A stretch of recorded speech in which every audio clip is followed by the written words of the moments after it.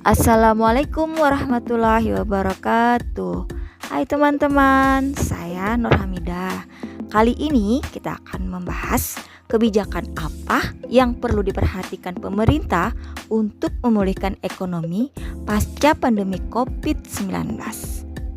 Yuk kita simak baik-baik, let's check it out. Jangan lupa like, share, and subscribe ya. Kehadiran virus corona atau coronavirus disease 2019 telah membuat situasi ekonomi di seluruh dunia memburuk. Bahkan lembaga keuangan dunia seperti International Monetary Fund telah memproyeksikan bahwa ekonomi global tumbuh minus di angka 3%. Lalu, bagaimana dengan Indonesia? Seberapa besar pengaruh COVID-19 terhadap perekonomian Indonesia? Pemerintah melalui Kementerian Keuangan telah mencatat setidaknya ada 8 dampak utama merebaknya COVID-19 bagi perekonomian Indonesia. Berikut adalah pengaruh merebaknya pandemik COVID-19 bagi perekonomian Indonesia.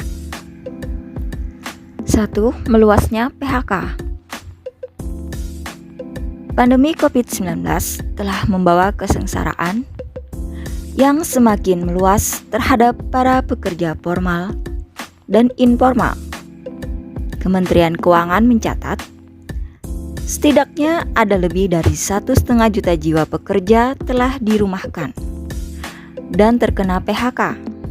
Dari angka tersebut, 90% dirumahkan dan 10% sisanya terkena PHK. Sebanyak 1,24 juta orang merupakan berasal pekerja formal dan 265.000 lainnya merupakan pekerja informal. 2. Kontraksi PMI Manufacturing. PMI Manufacturing umumnya menunjukkan kinerja industri pengolahan dalam negeri, baik dari sisi produksi, permintaan baru hingga ketenaga kerjaan yang sangat besar sehingga membawa dampak yang sangat berat utamanya bagi para buruh. Kementerian Keuangan mencatat PMI Manufacturing Indonesia mengalami kontraksi yang cukup dalam hingga 45,3 atau lebih rendah dibandingkan angka per Agustus yang masih berada di angka 49.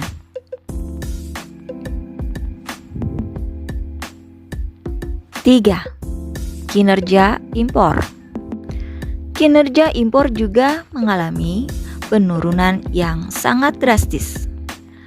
Angka terakhir menunjukkan pada triwulan 1 2020 turun 3,7%.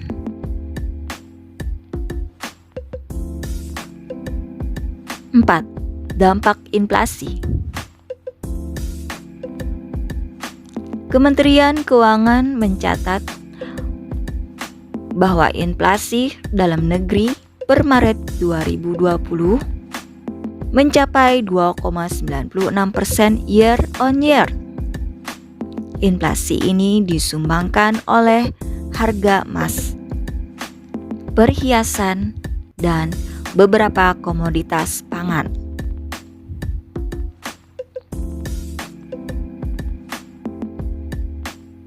5. Pembatalan penerbangan domestik dan internasional.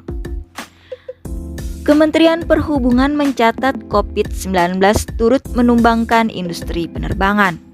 Setidaknya ada lebih dari 12.703 penerbangan di 15 bandara Indonesia dibatalkan sepanjang Januari sampai Maret 2020. Dengan rincian 11.680 untuk penerbangan domestik dan 1.023 untuk penerbangan internasional. 6. Menurunnya jumlah wisman, wisatawan mancanegara. Kunjungan wisatawan mancanegara memberikan pengaruh besar terhadap ekonomi dalam negeri, dan COVID-19 telah memberikan pengaruhnya yang sangat masif. Tak tanggung-tanggung, kunjungan wisatawan mancanegara turun lebih dari 7.000 wisman per hari. Kunjungan wisman umumnya didominasi wisman dan Cina.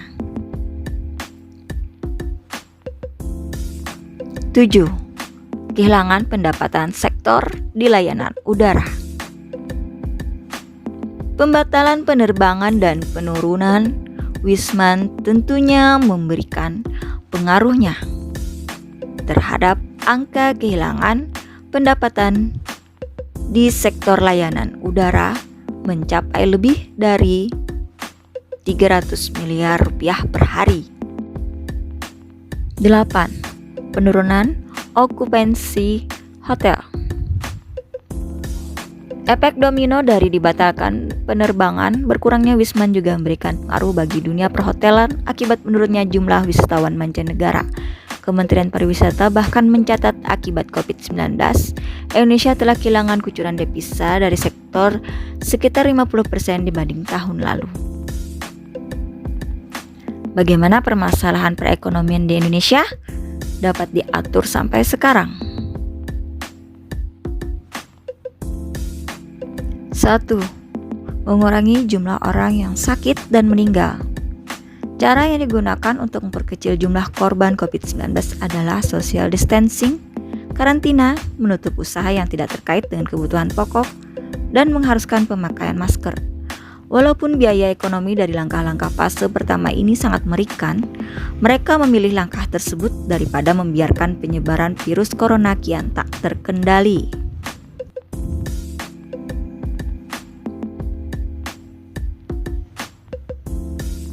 2. Meningkatkan kemampuan kontak tracing yang telah meluas guna mendeteksi dan menangani kemungkinan potensi ledakan baru wabah tersebut. Kebijakan lockdown di negara kurang efektif karena masalah sanitasi dan toilet bersama di perkotaan, serta keberadaan warga yang hidup dengan upah harian, sehingga tetap harus keluar rumah mencari nafkah. Bahkan kalau kebijakan tersebut tetap dipaksakan, merupakan penderitaan bagi sebagian besar penduduk.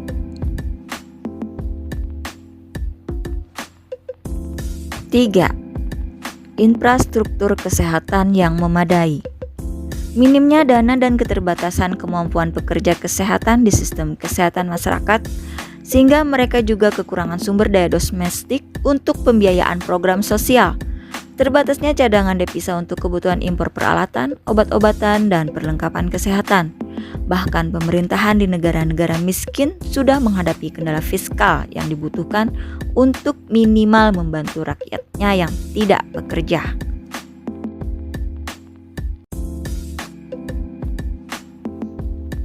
4. Pendanaan dari pemerintah.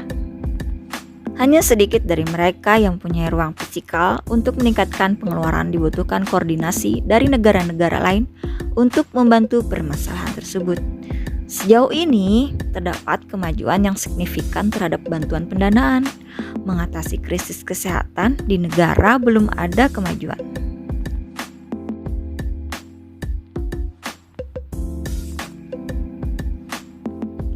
Untuk memecahkan masalah ini, G20 telah menyetujui sebanyak 76 negara berkembang untuk tidak melakukan pembayaran hutang bilateral sampai dengan akhir tahun 2020. Dan kreditur swasta dianjurkan untuk melakukan langkah yang sama. Pada saat yang sama, International Monetary Fund (IMF) telah membatalkan pembayaran selama 6 bulan untuk 25 negara yang utangnya sebenarnya sudah harus dibayar. Selain itu, IMF menyediakan dana tambahan untuk pencairan segera, sedangkan Bank Dunia dan Bank Pembangunan Regional telah berkomitmen untuk menambah pendanaan yang siap dipinjamkan. Langkah tersebut sangat diperlukan oleh negara berkembang untuk menyediakan sumber daya yang dibutuhkan untuk membatasi penyebaran virus corona dan mencegah bencana kemanusiaan yang lebih dalam. Tetapi, koordinasi yang erat dan efektif untuk membantu sistem kesehatan publik yang rapuh juga sangat diperlukan saat ini.